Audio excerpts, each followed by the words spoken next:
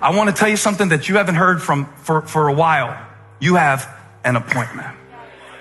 And just by faith, go ahead and say it right now in this chat, on YouTube, on Facebook. Say, I have an appointment.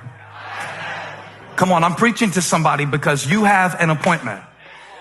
Now, what happens in our hearts is that we get disappointed. We get disappointed in the way that God does certain things. We get disappointed in the people that don't help us along the way. But just because you're disappointed in people, don't jump off the ship and drown in the sea. Did you hear me? Just because people let you down, don't give up on God who never will. Just because you lost a job, don't stop trusting that God is my provider. Jehovah Jireh, that's still his name. Jehovah Rafika, he's still a healer. I'm still gonna get there. I'm still going to Rome. I got an appointment.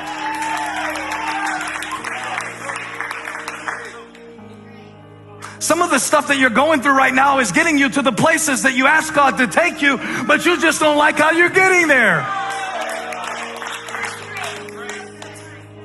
So, we could preach a series on this.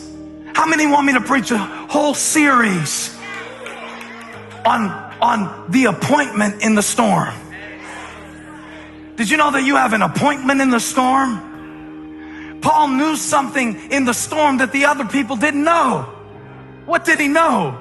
How could you stand up and tell people after they've been through 14 days of the tempest and the billows and, what other words for a storm? The lightning and the thunder and the breakers. How can you tell them when the winds are blowing, knocking you sideways, and Peter's wig comes flying off in the storm? How are you going to tell me in the storm to stay with the ship when you already told me it was going to break apart?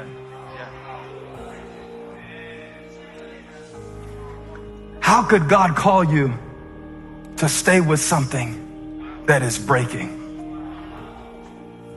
And yet it is staying with the breaking that produces the blessing.